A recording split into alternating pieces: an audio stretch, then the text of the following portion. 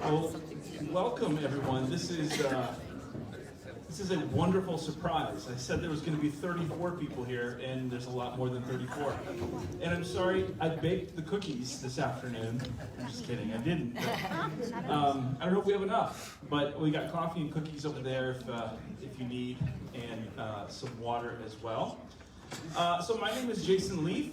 My day job is to be a professor at Northwestern College. I teach in the Biblical and Theological Studies Department. But I also have a side gig. I work for the National Immigration Forum and the Evangelical Immigration Table. And one of the things that we do at both of those organizations is we are working for immigration reform.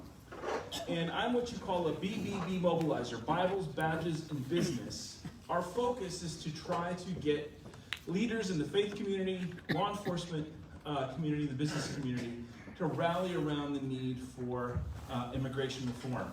So we spend a lot of time talking in churches and in other places, specifically talking to people who are a little bit more moderate to conservative, trying to get them to see how immigration reform fits with their faith, and how important immigration reform is right now as an issue in our country. Now, we've kind of pivoted. So if you've been to events, if you've ever heard me speak before, we spent a lot of time talking about the southern border. We spent a lot of time talking about DACA. But as you know, right now, there are many Afghan refugees who are coming into our country. And so we have pivoted, trying to get support for something called an Afghan Adjustment Act, which I will talk about a little bit later. But we have a wonderful opportunity this evening. We have multiple people here that we'll introduce. Many of you know Halima.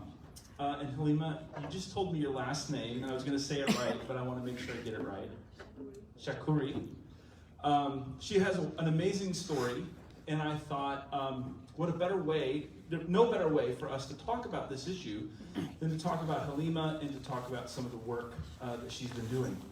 Now, when we planned this event, we didn't necessarily, Kristen and I, and Kristen has been helpful in planning this event, we didn't necessarily pick Martin Luther King Day to do this event on purpose. It just kind of landed that way, that was kind of the best day that worked for everybody.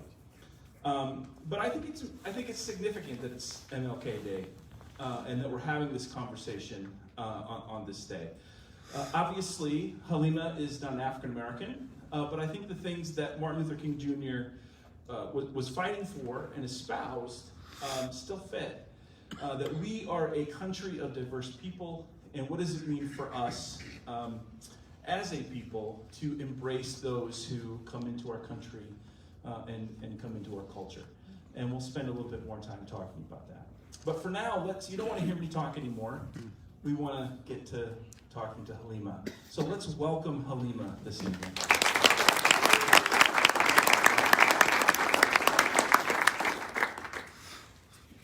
So Halima, how are you? I'm good, thank you. Good. Thank you so much for being willing to do this. We'll spend some time kind of talking about a whole bunch of different things and issues and things that you've been up to since you've actually been back in the United States. But I wanted to start by giving you the opportunity to talk about your family and your history. What was it like growing up in Afghanistan? And if you could talk a little bit about your family.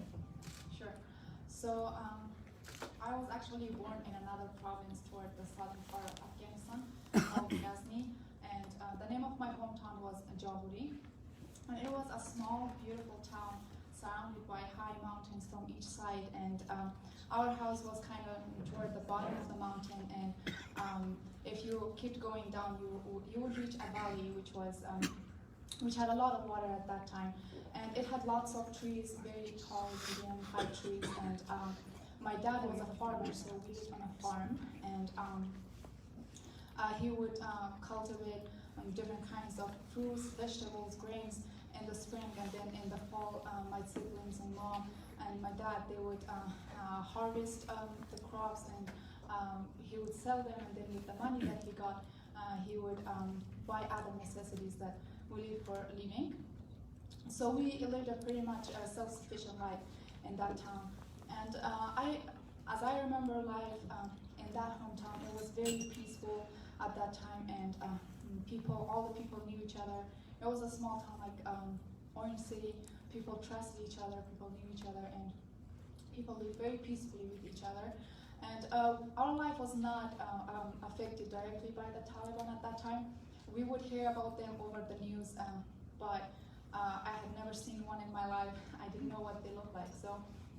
But I had heard that they look very scary, and they hold guns on their shoulders, and they do bad things to people, and they're very dangerous. So, and then when I was 7, my dad decided to move us to Kabul because of educational purposes. He wanted us to get a better education, and the school. I did 2 years of preschool in that hometown, but the school was kind of far away from where I lived. There were 2 mountains in between my house and the school. So in the morning you had to go down these 2 mountains to get to the school, and then in the afternoon, when it was very hot and the sun was very bright, you had to climb those mountains to get back home, and you had to work on the farm and take care of the cattle and all that stuff. So it was hard, and you didn't have much time to study. So my dad decided to move us to Kabul. I remember that day very, very well. Like when we moved to Kabul, it was a 9 to 10 hour drive, and I was sitting in the front row with my dad on my dad's lap, and I was super excited about going to Kabul, and I had seen Indian movies, and I was expecting Kabul to look like one of those places, like very green and very modern and lots of nice houses. But when I got there, I found it differently. So I looked around and I was like, are we still in Kabul, or are we gonna get there? Because it didn't look anything like the movies that I had watched, and I kept asking my dad, like, are we there yet? Are we there yet? And my dad was like, not yet, but soon. And then finally we got to our house, and I looked around, and all I saw was a bunch of houses left over from a war, and I would see like holes from bullets in the houses, and houses that were exploded by bombs. So it was not a beautiful picture. And then it was a winter, so there was lots of snow, and after the winter passed and the spring came, my dad enrolled us into school, and we all started going to school, and the school was closer to the house. And so, and on the way to school, I saw U.S. military vehicles on the roads, and they would there were American soldiers sitting on those vehicles, and I remember waving at them and like giving them a thumbs up, just showing them that we're so happy you're here and you have brought peace, and we're glad you're here, we feel safe around you. So and they would give us a thumbs up. So yeah, and life at that time in Kabul was pretty much safe, because it was just at the beginning of the era that American soldiers came into Afghanistan. So it was pretty much safe, and people were building houses, and the government were constructing like roads, and so you would see people going to school and to work, and people were started making life for themselves once again. And then so that time passed. After a few years, the Taliban started becoming active again. You would hear about them on the news, that they were like doing some very crazy things to the people in some provinces, some parts of Afghanistan. And then they started getting active inside Kabul. You wouldn't see them around, but they would be exploding bombs in like anywhere you could imagine, like mosques, wedding halls, hospitals, and public transportation cars. So it started becoming unsafe once again. And but in the midst of all these unsafe times, we still had fun. And I remember playing on the street with other kids, and we played soccer, hide and seek, marbles, and so many different kinds of games with the guys and the girls from our neighborhood, and it was fun. And I was going to school, and I was doing good at school, and I was always like at the top of the class and getting very good grades, and that's what that's why my dad moved us to Kabul. So I was making sure that I'm using that opportunity and as he wanted us to. So. Can you talk just a little bit? I know you explained it to me once. The different regions of Afghanistan and some of the different cultural differences and the different languages that are spoken in Afghanistan? Yeah, so there are lots of different ethnic groups in Afghanistan, but the three biggest ones are, first comes Pashtuns, which they speak Pashto, and then second comes Tajik people, and then Hazara people. They both speak Dari, or like Persian if you have heard, but a different accent. The Hazara people mostly live in the central part of Afghanistan, and then Pashtun mostly in the southern, and then Tajik people mostly in the northern part of Afghanistan. And tell us about your family. So you've talked a little bit about your father. Tell us a little bit about your mother and any siblings. And there's also one other important person that you probably should mention. Yes? Okay, so I come from a very big family. I am one of the 11. I have 3 brothers and 7 sisters, and I have 3 siblings in Europe. So all of my siblings are married except the youngest one. She is in Lebanon. She's going to American University in Beirut.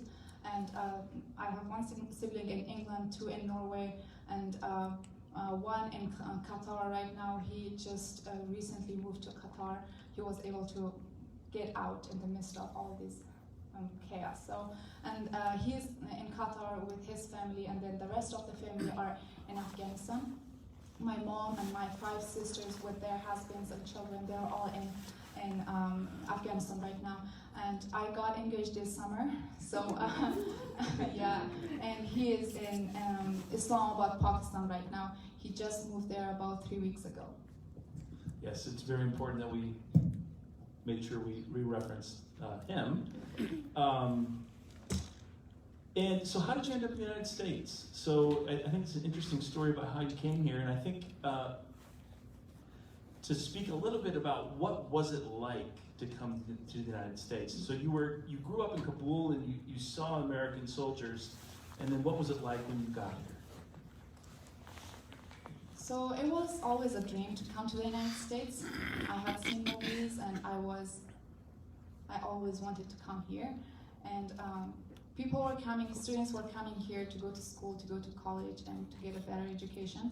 So I wanted that too, and there were some girls who were leaving from my school to come to the States. And so I don't remember when it was, but there was this guy who came from Pella, Iowa to Afghanistan, and he visited my high school, which is called Marifat High School, and then there's a book written about that school too. If you want, I can at the end tell you about the name of the book.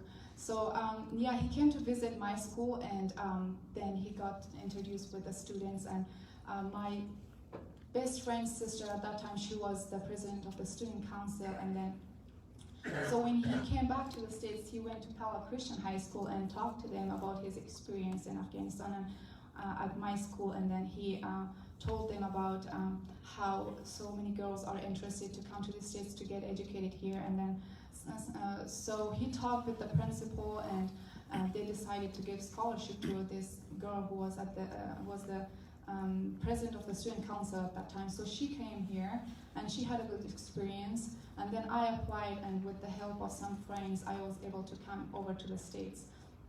And this was in August 2016.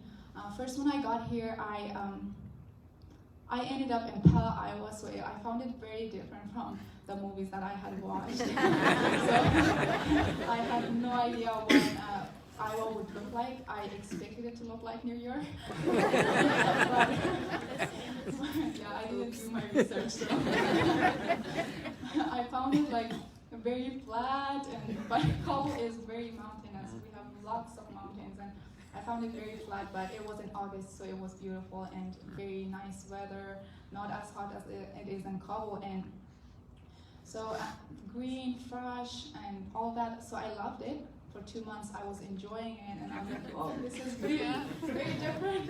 So yeah, it was like a little vacation, but then after that, I started feeling homesick. I was like, oh, I miss seeing lots of people around, and like I miss city life, and but still, I made some good connections, and it was different, but it was different in a good way. I found the people to be more caring and friendly, and like I expected them to be very liberal, which they are liberal, but I didn't expect them to care about God as much and be so like punctual about their religion and to go to church every Sunday. I had no idea that they're doing that, so I thought Christians are like very, I don't know, easygoing with their religion, but I found it completely different, and I saw how people were praying all the time after the meal, and sorry, before the meal, and going to church and like just living their faith. So I found that to be like one of the things that stood out to me, and I found it beautiful. And so what were some of the things that you missed from Afghanistan? So as you came here and adjusted to life in Iowa, what were some of the things that you missed? So my family was the people that I missed the most, and my friends, and the food, just speaking in your own language and being very comfortable in your own culture, because Afghanistan is very different from the US. The culture is very different, the religion is very different, everything, like it's just a different life here, and you miss knowing everything, you know, like when you come here you have to, it's a process, you have to learn every single thing, so you miss the part that every morning you wake up and you just live a normal, natural life, but then when you go to a different place, like from the time you wake up to the time you go to bed, you have to figure out so many things, like every time you talk to a person, every time you go to a place, you have to, in your head, like, for example, you're speaking a different language, so in your head you have to translate, and there are times that you cannot find the right word, and life is a little more challenging when you go to a different country, but right now,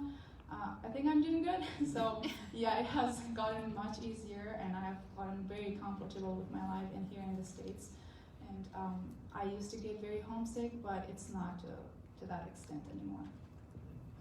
Well, you ended up at Northwestern, and you and I got to know each other because you were in Christian Story 2 with me. Would you be willing to share the story about how it is that you ended up back in Kabul this last summer and really found yourself stuck at a certain point as the United States pulled out of Afghanistan? Yeah, so it was a very interesting summer, probably one that I'll remember for the rest of my life. So it was, last year I could not go home because of COVID. I've been home every single summer since I've come here. So this summer I really wanted to go, and I missed my family, and so I got home on May 21st, I think, or 22nd, and at the time I got there, it was the third wave of COVID had just started, and people were living their normal life. They didn't care about COVID there, they had other issues to deal with. So there were a lot of weddings happening, people were going to work, and life was pretty much normal.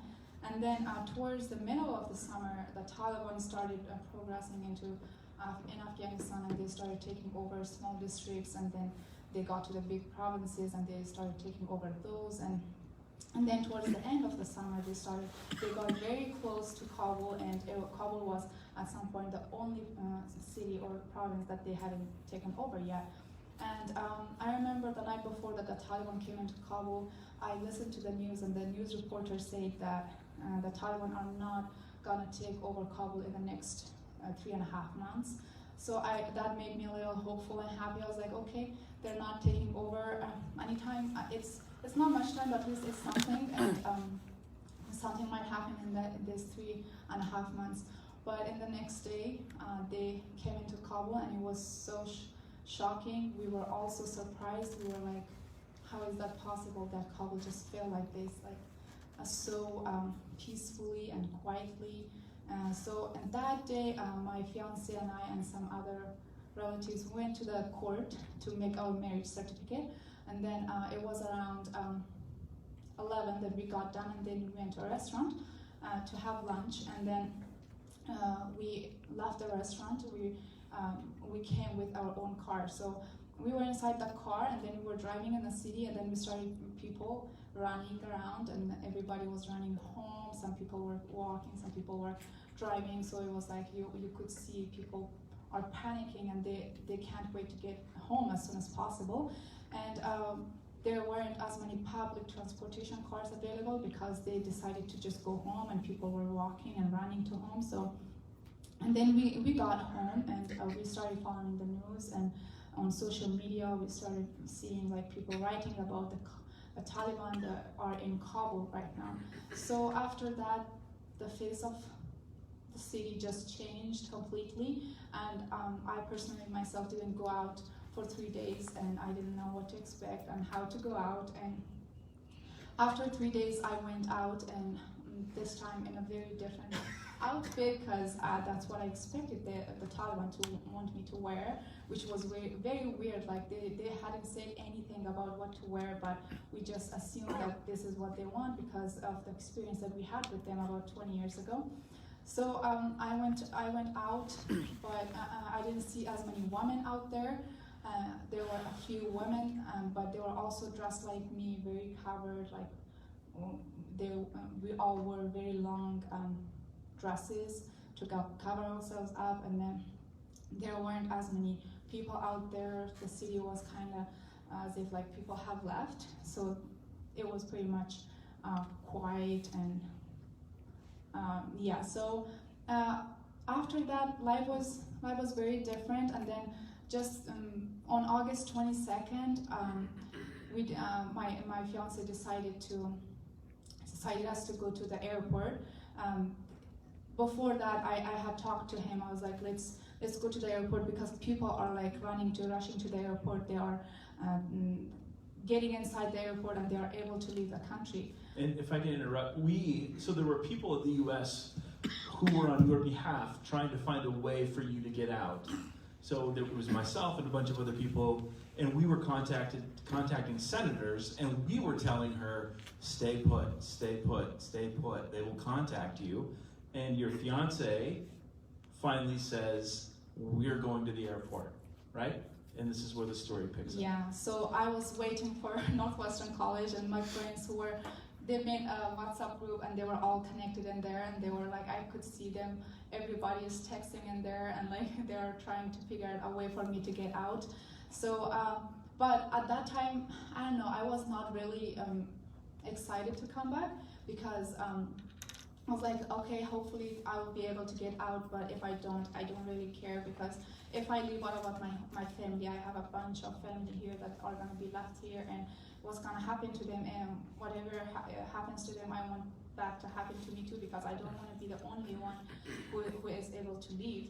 So we were trying to come up with different ways for me to be able to get out and come back to the States. That was mostly my fiance was the one who was like, always like worrying, like what's gonna happen, you didn't get your visa. So I went to Islamabad, Pakistan for issuing my F1 visa this time, because the US Embassy in Kabul was not issuing F1 visas anymore.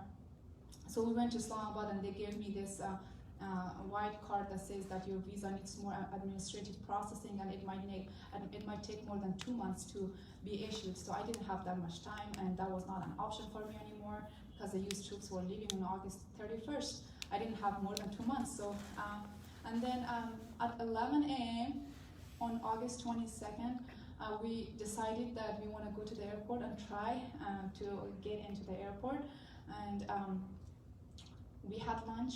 I packed. I just took a backpack with me and put my laptop in that, and just 2 pairs of clothes and some other very basic things. So all I took with me was a backpack, and then my fiance did the same. So we left home at 1. We took a taxi, and we told the taxi driver to take us from any route that he knows the best, and he took us from a different route. We got to the airport, and he parked the car like kind of farther away from the airport, because he didn't want to be that close. And then we walked for the remaining of the way. We walked to the airport, and we got close to the gate, and there was a barricade. Afghan soldiers were standing there, and they had big guns on their shoulders, and they were scaring people off, shooting in the air when people tried to get into the airport. It was that gate. at that part, it was not that busy. You might have seen on the news that there were hundreds of thousands of people trying to get into the airport.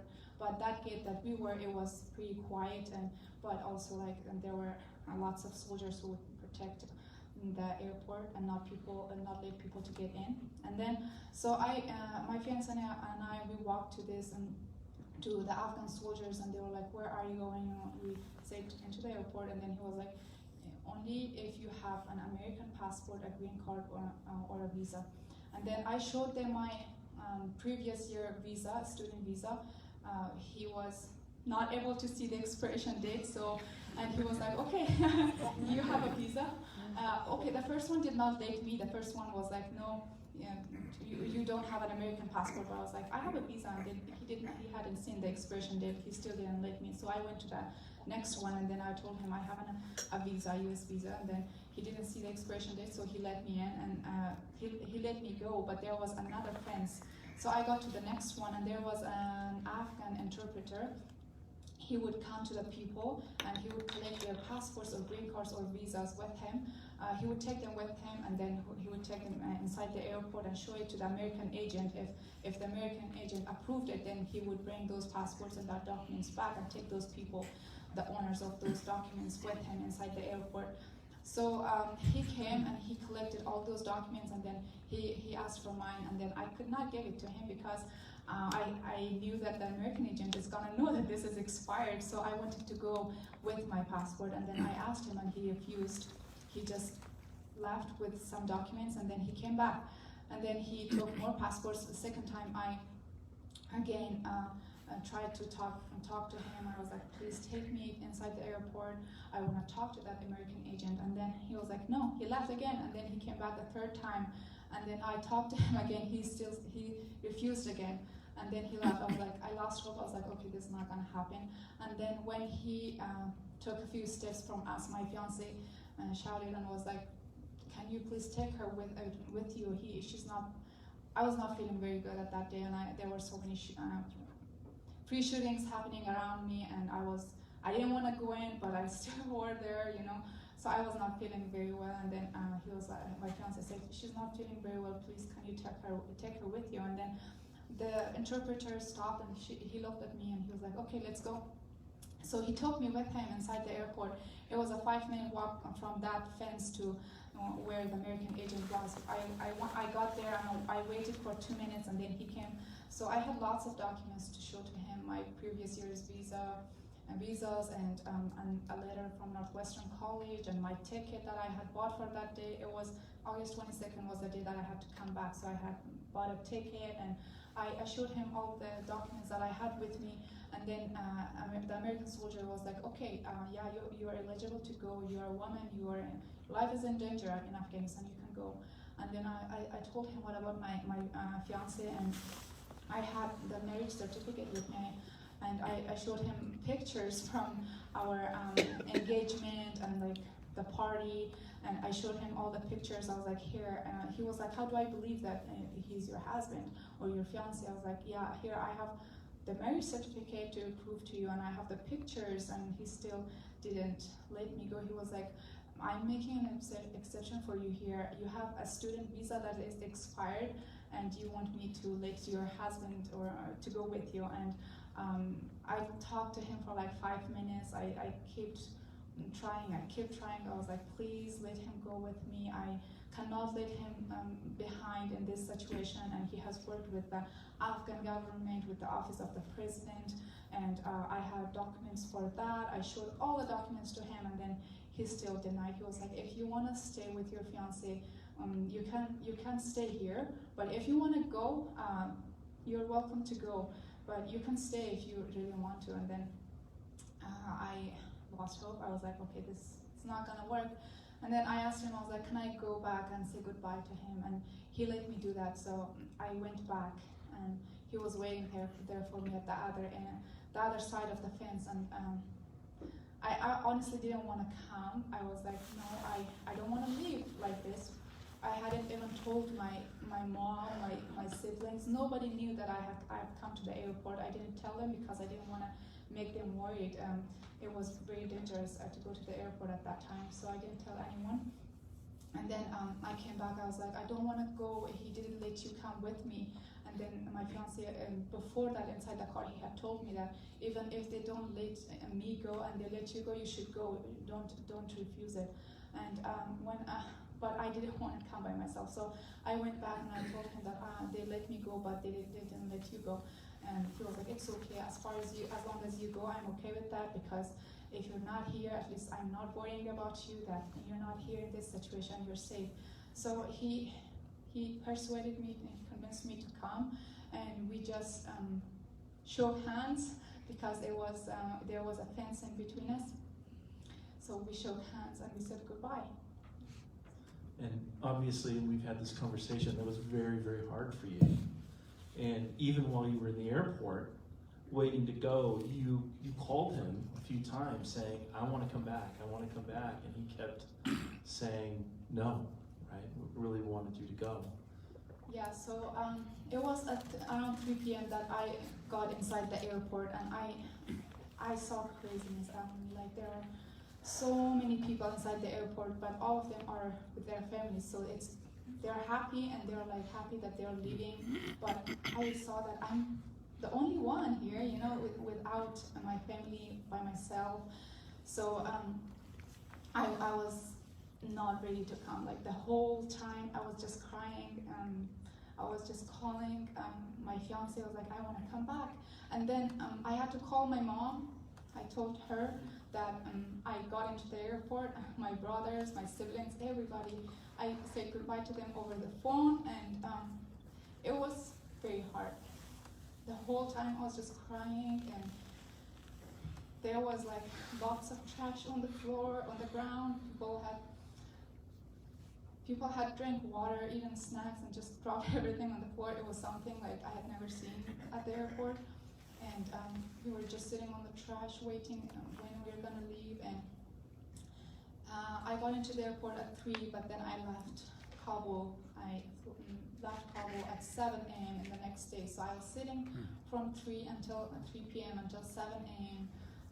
On the floor, and it was cold at night. It gets cold at night, and they gave us food, but I didn't eat anything. I didn't drink anything, because I was emotionally at a very low place. So yeah. And interestingly, in a little bit, you'll hear from Mercedes, who works with the Mary Tregula House, and she gave me the opportunity to spend some time with 3 gentlemen, 2 younger guys and 1 older guy. I took them to Walmart. But when I heard them talk, what was so fascinating was every one of them also said that they didn't get to see their families. They didn't get to say goodbye to their families. They were told, this is where you got to go, and you go there now. And here they are in Sioux City, Iowa, in the Walmart with this big Norwegian dude, not able to be with their family. So that had to have been just gut-wrenchingly hard. But you make it out of Kabul, and you're in Qatar for a little while, and then you end up at Fort McCoy in Wisconsin. Can you speak to your experience at Fort McCoy? Because as we talked, it seemed as though, while still hard and difficult, and you missed your fiance, you missed your family, you also kind of had a little bit of purpose and meaning kind of ignited as you were at Fort McCoy? Yeah, so in Qatar, it was very hard, but then when I got to Fort McCoy, just the fact that we had a shower, we had food, water, and a bed to sleep, everything, it was better than Qatar. We lived in a very bad condition in Qatar. Like, I had never lived that life my whole life. It was very tough there, but then when you got to Fort McCoy, it was much better. It was a building, and a 3-floor building, and there were 250 of us, a single female. They gave us the nicest building, and that count to the single woman. There were 148 other college students there. So, and then 27 of us in one room. It was a very big room, but each of us had one bed and a closet. So it was a nice place, and I got to know a lot of other college girls, and got very close. We shared our stories of how we got into the airport. We had so many things to talk about. So, and then after a while, we started like doing volunteer work. Like I worked at the clothing center where I distributed clothes to the people because people didn't have clothes. They just came with nothing.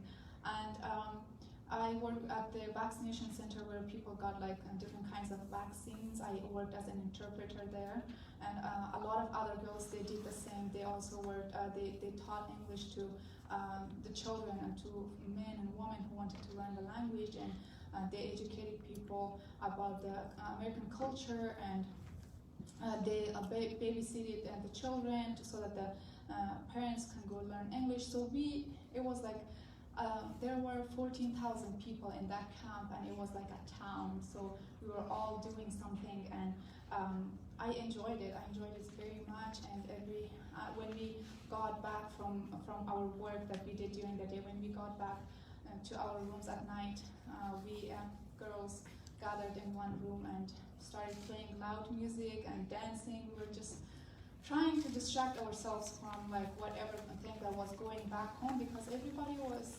worried about someone. They had someone left in Afghanistan. There were girls without their parents. There were men without their wives and children, wives without the husbands. So everybody had someone left in Afghanistan, and they were all worried. And at times I would see girls like looking very depressed and like crying and talking on the phone, and like everybody was like panicked, like well, how are they gonna get the rest of the family back in the States, or like what's gonna happen now? We cannot do anything. We cannot come back. You cannot come here. So yeah, but we were having fun at night. We were just like, we girls played loud music and danced, and during the day we went and did all those activities, and I loved my life. I enjoyed it there, so I was ready to stay there for as long as it takes. And when I left and came back to Orange City, I really missed them, and we were still in touch. And a lot of those girls went to some very good universities in the U.S. A lot, like around 63 girls went to Arizona State University, and some went to Cornell, like all these great universities, and Brown University, and so it was not as I expected it to be. I was worried. I stayed there for 2.5 months, but I enjoyed every minute of it. Well, and you had lived in the United States, so you were able to kind of help them acclimate to some of the cultural things.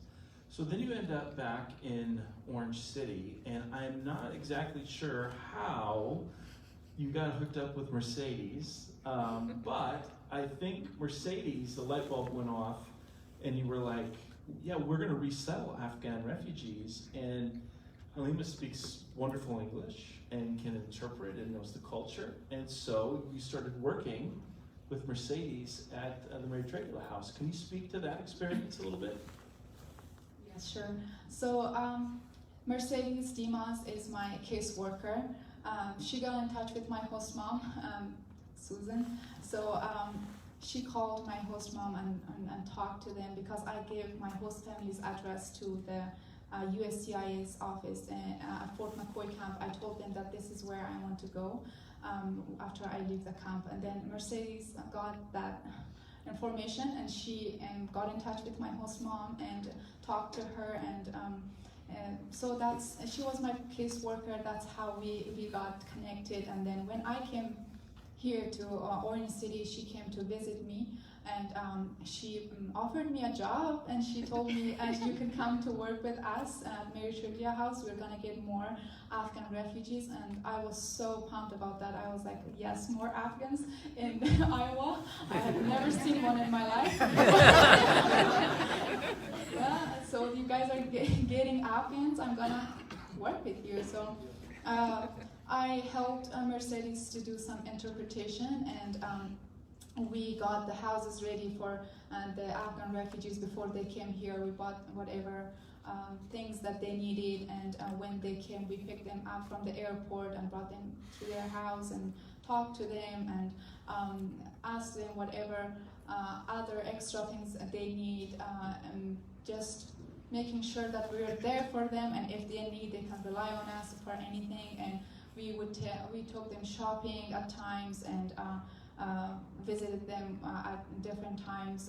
I was not there for most of the part, but Mercedes was the one who was doing all the visitation and making sure that they're doing well and they have everything that they need. So I work with them like 2 times, sometimes 3 times a week, and we were just trying to make the Afghan resettlement work easier. And from your experience, what would you say to this large group of people here?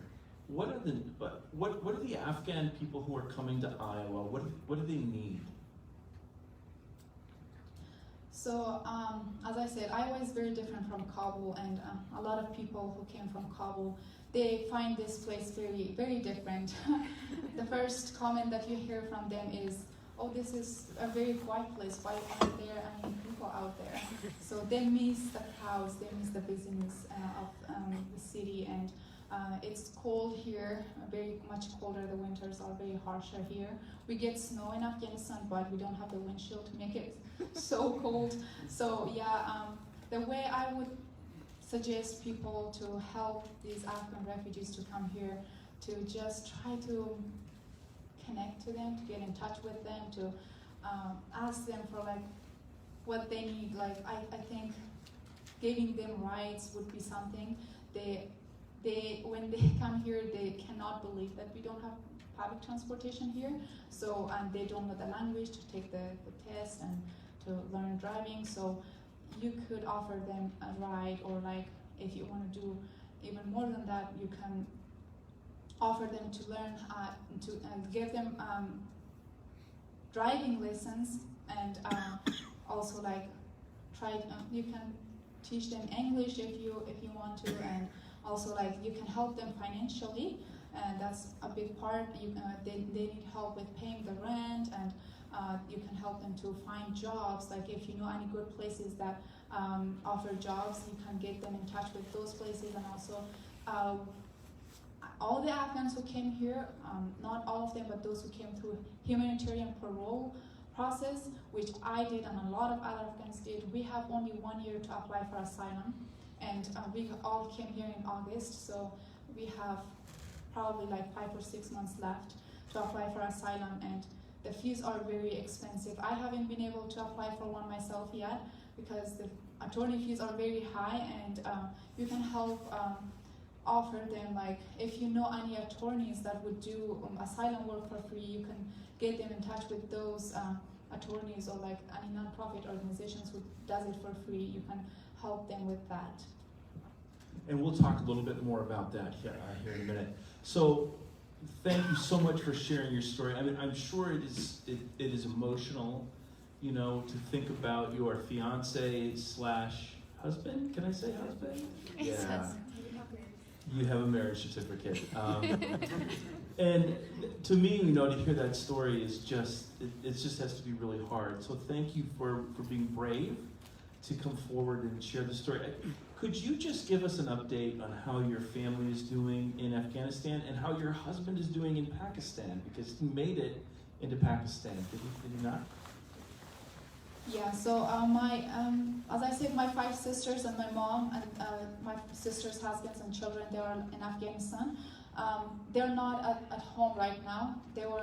We were living in Kabul. Right now they are in another province. It's about 15 hours drive from Kabul. It's a different province. So they went there in the hope of getting out, to be able to get out of Afghanistan at that time. So I have a cousin in Kansas. He worked with the U.S. military, and he came here a long time ago. So he worked with the U.S. military for almost 15 years, and he offered everybody, my family, my uncle's families, my aunt's families, that he will help them to get out of Afghanistan.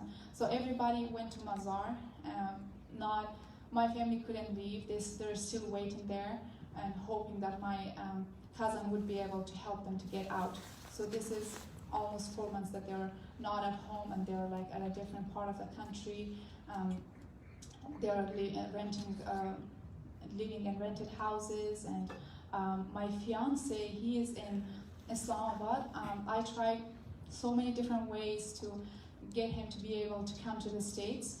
We tried the humanitarian parole route, which is an application form that you have to fill out, and we did that, and we paid the fee, and but recently I heard that from the USCIS has received 35,000 applications, and normally they receive only 2,000 from all the nationalities, but this time they received 35,000 only from Afghanistan, and they accept only 500.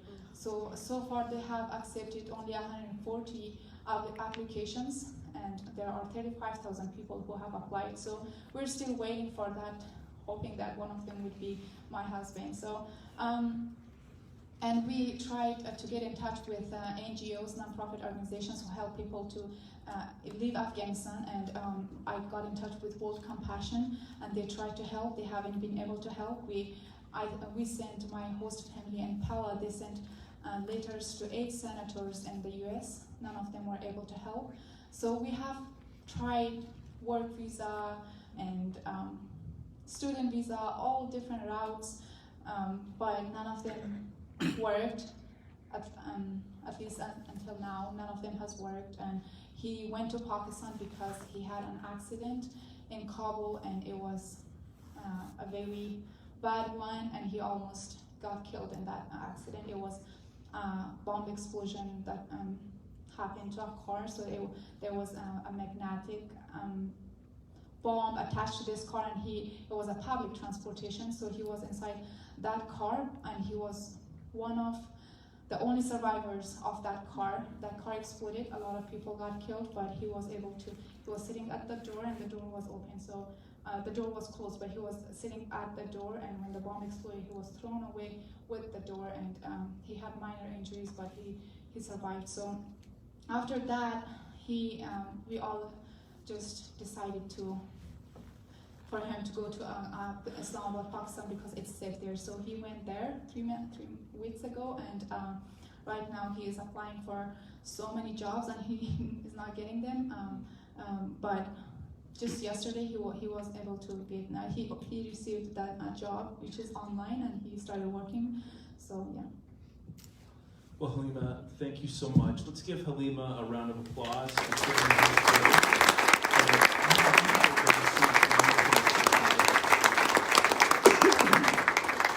So very quickly, I promise I'm not going to talk a long time, but some of the things that Halima has been talking about, if you could push that slides ahead, is really what I'm passionate about and what we're trying to do. If you could push the slides ahead to go one more. No, go one more. There we go. So one of the things that she's been talking about is how the Afghans who are coming in under parole. And right here, and Mercedes could speak to this probably a lot better than I can, but when people come in, special immigrant visas, when they come in under asylum, there's different financial things and programs that are available to them that are not available to parolees. And so Mercedes is going to come up here in a few minutes and is going to talk about, I can say it for her, the difficulties that many of these Afghan refugees are facing. Paying rent, food, just trying to kind of live daily. And as Halima talked about, she needs to apply for asylum. Parole is only given for a short period of time. And the problem is, the whole process is so backlogged that they just can't get people through. Now, in the state of Iowa, we, I think, have a heritage and a tradition of helping people from other cultures. If you remember Governor Robert Ray, maybe some of you don't remember him, maybe some of you do, we accepted a bunch of Southeast Asians during the Vietnam War who came here. And and we've been blessed by this. I know there are people in this very community who have been blessed by the Southeast Asians who have come and who have lived here. And there's always been these, they call them adjustment acts, where Congress will pass a law where they speed this whole process up. And they're able, through that law, to give Southeast Asians, Cubans, there's all kinds of different, the Cuban Adjustment Act, the Indochina, the Iraqi, and the Kurds. Right now, we are working really, really hard at the National Immigration Forum and the Evangelical Immigration Table to try to get our politicians to pass an Afghan Adjustment Act. There are two Republican senators, one from Delaware, whose name I can't remember, and Amy Klobuchar, who are willing to co-sponsor the legislation. We're trying to find two Republicans to co-sponsor this legislation, just to get a bill forward. One of our senators, Senator Joni Ernst, is close. She's close. She has actually been really good on the issue of the Afghan people and Afghan refugees. And we have been in conversation with her, and people have been in conversation with her. The other senator who is really close is Senator Mike Rounds. I've been in conversation with both of those offices, and they are very, very interested. One of the things that I want to put before you here this evening, I understand we're in church and we're not supposed to mix church and politics and all of that, but I'm Reformed, and I believe that politics is a creational good. I know it's really messy right now, and I know it's gotten nasty, but politics is about human flourishing. We can use politics to better the lives of people, and this is an instance where we can contact Senator Ernst. If all it takes is an email, phone call to say, Senator Ernst, please consider co-sponsoring an Afghan Adjustment Act. Or if you have friends and family in South Dakota, Senator Rounds. And they just need to know that we, as Christian people, as a community, are in support of that. Now, for Halima, you heard the story about her husband and the fact that they're separated. And one of the things that would go a long way to helping get her husband here, where he should be, with her, is for her to get some kind of legal status so that she can then begin that process. So by asking these senators to support the Afghan Adjustment Act, you are, in a roundabout way, trying to help bring Halima's husband here to the United States so they can be reunited. I got a ton more information about that I could share with you, but I want to get that out to you. I can give you more afterwards if you're interested, but I want to stop talking. I want to invite Mercedes to come up and talk about the work that the Mary Tregula House has been doing, and she has brought a friend, and I told them I forget my own kids' names. So remind me of your name. Reza. Yeah. Rizzo is here. Close enough. Riza.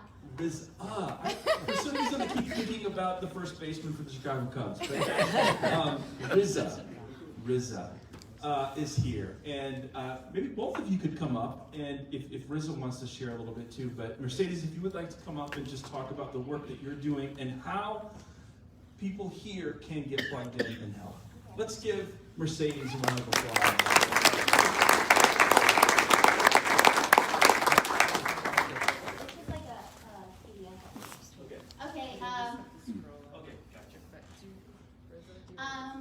So hi everyone. Oh my gosh, this is so amazing. This is just so great. I'm so happy that all of you are here genuinely. So I work at Mary Tregula Community House in Sioux City, Iowa, and I'm what we call our Family Services and Refugee Coordinator. The Mary Tregula Community House has actually been this year is our 100th year being open. And the mission of the community house has always been to help welcome and help provide resources and support to immigrant populations coming into the community. And so when the opportunity came to take over the role of Family Services and Refugee Coordinator, I had the application in, and I obviously got the position. And it has been just an amazing experience thus far, and I feel like I'm just so grateful for not only the experience, but the people that I've met along the way, and then also being able to speak on the things that we do and the ways that everyone can help, because I've gotten just such a personal experience listening to, both Halima, getting close to her, and to Riza and his family, and seeing firsthand just the things that they had to do to get here, and then just how we can help empower and really start them off on the right foot. But So some of the services that we provide at Mary Trelia, we have citizenship classes, English classes. We do have a DOJ rep who will help with certain immigration cases like citizenship, residency, things like that. Unfortunately, they are not qualified to help with asylum, but that would have been ideal, obviously. We also have a preschool. We offer different interpretation translation services. In our office, we speak like 5 different languages, which is super awesome. We also do, like I said, family services, refugee resettlement. And we've had refugees from all parts of the world. So there are like 7 national resettlement agencies in the United States, and those branch off into affiliates, which then go on into the local agencies, and Mary Trelia being one of those. We've been able to resettle, different ones from Ethiopia, Eritrea, Somalia, Vietnam, Guatemala, just from all parts of the world. And the thing that it normally works as, okay, just hold up, let me put my thoughts together. Okay, so even the refugees that we get through the program that are coming from different countries other than Afghanistan, they applied for refugee status years ago. It is like the people I have coming tomorrow, they have been waiting 7 years to get here to the United States. And it's an insane amount of time that it takes for them to actually get into the United States and get their application process, because it's so backlogged and we only accept so many refugees every year. And typically they have to have a sponsor here, right? They have to have a US tie or an AIM that says, hey, we will financially support them, we will provide the housing. Most of the time it's a close relative. And so when we accept a case to resettle, my main job as their caseworker is really just to connect them to employment services, provide that support that they need, and help their US tie also provide that support for them, whether it's transportation or English language classes. There are certain things that we have to meet on a timeline in order to keep the program going. But with the Afghan resettlement, this was completely different, right? Because nobody chose Iowa. Nobody has anyone in Iowa here. And so most of the times, like with Riz and his family, this is just kind of where they got sent, because we had the availability and we were able to take on the cases, but there's no one they know here. There's no one they can lean on, or someone that can say, hey, yeah, we'll take care of your housing for 30 days, 60 days, we'll help you with this, like the typical refugees that we've seen. And so this was a very, very challenging experience for all of us, both for everyone coming and then also for myself, because it was a matter of getting in contact with different landlords or different owners who could provide that housing and trying to come up with negotiations for agreements for rent. But then you also have to think, okay, they're coming with the clothes on their back, so I need to find furnishings, I need to find, beds and supplies that when you move to a new city, you have to worry about all of that. But we have, we've lived here, so we know those things, and a lot of times we already have something to take with us. But this is brand new, from scratch. Gotta build the whole house up, basically. And honestly, I've just been blessed and very, very grateful to have just made the right connections with people who are probably like all of us, who just wanted to help, and they were understanding. And I said, hey, I have no idea when they're getting here, but I know that they're going to come, and I need somewhere. I need somewhere for them to stay, whether if you can just agree to 2 months, if you can have these apartments, these homes open. I promise you they're going to come, and please just trust me and trust that, I need your help is basically what I was like. Look at me like, I'm stressed, help me out, And I think they just were like, oh yeah, we feel sorry for you, look at her, she's going crazy. And they did that, and they did, and they were so flexible, and then the day came, right? Because I don't really get much notice of when they were going to arrive, when anyone gets here, because things are moving so quickly, but also kind of takes a really long time sometimes. So they could say, hey, we're gonna send you 11 people all at once, and they're gonna come soon, but we don't know when. And so I'm just waiting and waiting and waiting and telling everyone else, hey, they're coming, I don't know when, but we're gonna keep waiting and waiting and waiting, and then I get their flight arrival, and that same week, I have 5 days to put a whole house together and talk to the owners and say, hey, they're coming, I know you have some remodeling to do, but please, like, let's just get it done. Let's just get it done, the owner worked, I think, till like 5 in the morning a couple of the nights, just trying to finish up the projects that he was trying to get ready. That's what I'm saying, like, I have been blessed to make these connections with really, really good people, and just different organizations that were like, hey, we want to help, how can we help? And I learned very quickly to ask for help and to take all the help that I could get. And so, you know, initially it was furniture and it was different supplies and things like that. And I was taking a lot of donations. There at the community house we have a gym, so I was keeping a lot of the furniture there. And then putting together different groups that could help move the furniture from the agency to the different homes. And then I would get to the homes and I would put it all together and then just gather any other supplies that I thought, like, okay, this is probably a necessity. This is something they're going to initially need. And yeah, so that's how that worked. As of now, furniture isn't really anything that we need. You know, I hate to put monetary donations as the very first one, but in all honesty, that's what helps the most, because then I'm able to say, this is where they need help with, you know. It's unfortunate that we don't really have a lot of financial support from the state or even from the national organizations, you know, in terms of funding. We're given just a very strict, limited amount, and anything else that's gathered is simply by donations or by just putting together those resources from different organizations, you know.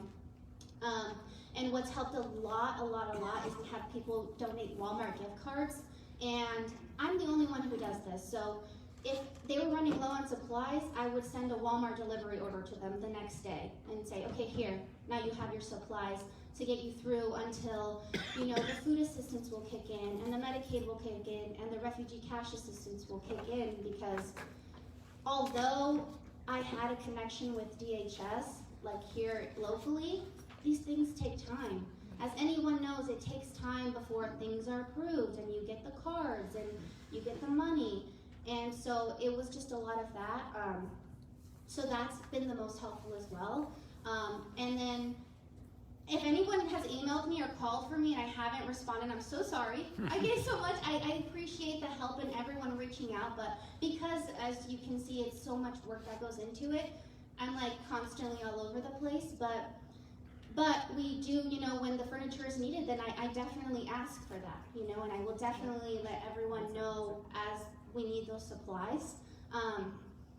But the basic help would obviously be those donations or gift cards or the rides, like Halima said, you know. I feel so bad because they're in Sergeant Bluff, and that's like not far from the city, but they're like, initially, I think it was the next day, I went to their house, and yeah, he was like, it's really boring here. It's so quiet, everyone's outside. I was like, I know. It was either Sergeant Bluff or I had to take him to Lamar's, because we just don't have housing available. You know, even for residents here, there's just no housing that's affordable. And so I didn't want to separate anyone, and I was able to keep everyone together in Sergeant Bluff. But then you have the challenge of transportation, of, you know, you don't want to, they're just stuck at home, you know, there's not really any entertainment, it's cold, they still were walking everywhere, but, but you know, those rides, like when Jason came in and took them to Walmart, yeah. So I just want to let you know that it was a Wednesday, and it was it was a riot. I showed up at the apartment, and I hope it's okay I share this, but you talked about clothing donations. Yeah. 2 of the gentlemen were wearing Baby Yoda t-shirts. And I'm like, and khaki and camouflage pants, and I tried to have a conversation about Baby Yoda. It didn't go very well. But what they can do is they have a translator you can get on the phone. And so what we did is we drove around, and I had a translator, and we were able to have conversations. I was able to take them into Walmart. If you have time, Sioux City is not that far away. It just takes a morning, take someone to a doctor's appointment, take someone to maybe get a driver's test or go to Walmart. It was a riot watching these guys. We had to take pictures next to the vegetables and the food and all these different things. And then we had to go find a SIM card. So we also went to Best Buy. And it was crazy just watching them look at all this American stuff. You will be blessed by it. I was blessed by it. And I think you will be too. Yeah, that was so awesome. It was so great. It was crazy because we hadn't even met. We were just talking on the phone and via email, but I was like, okay, this is their names, this is how you pronounce it, here's the language line info. You guys got it. And everyone's just so grateful to like get out of the house, so they're like, oh my gosh, there's actually like people are here. and it's awesome. But yeah, like the biggest thing is like I've tried to put events together so that they can meet other people in the community, or even saying, hey, I'll take them to a movie, you know, like let's go see the city, whatever that is in Sioux City, you know. It's not really that big, but it's something, you know. It's just sharing that time together, and I have access to a language line that I will gladly share, because, you know, to have those conversations and ask those questions, and you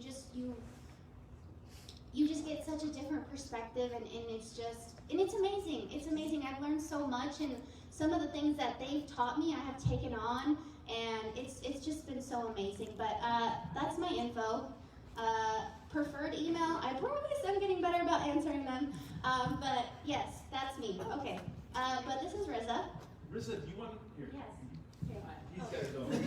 Okay.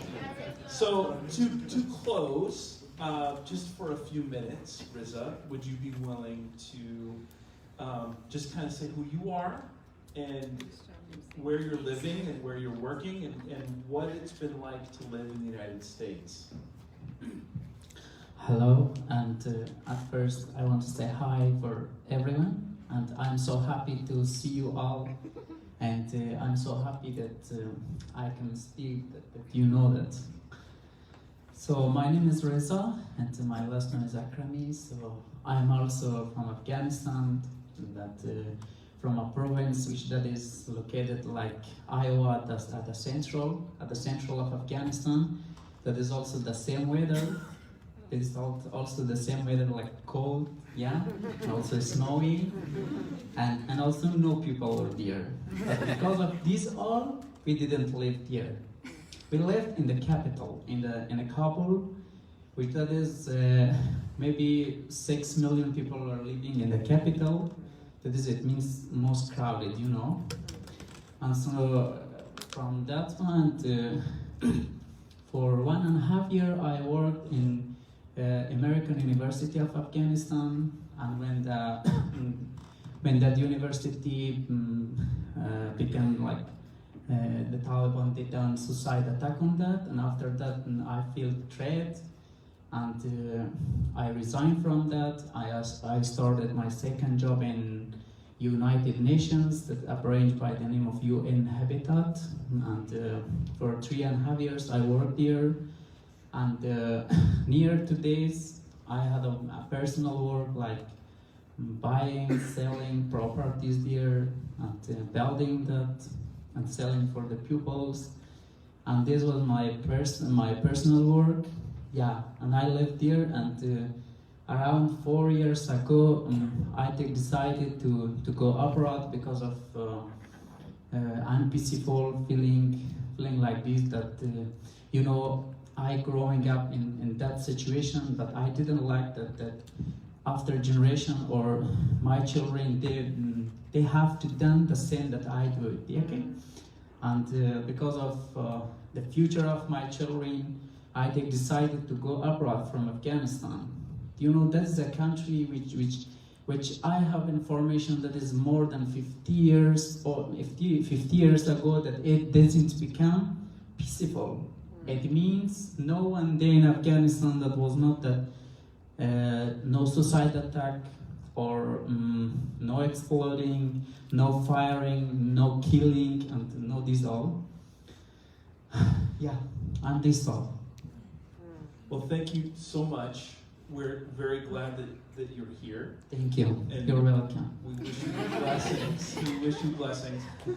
Thank you all for coming, and I know that we'll all kind of stick around if you have some questions. There's coffee, there's cookies, if you want to have some more conversation. But let's give every one of these people a round of applause. Thank you so much. Thank you so much for coming.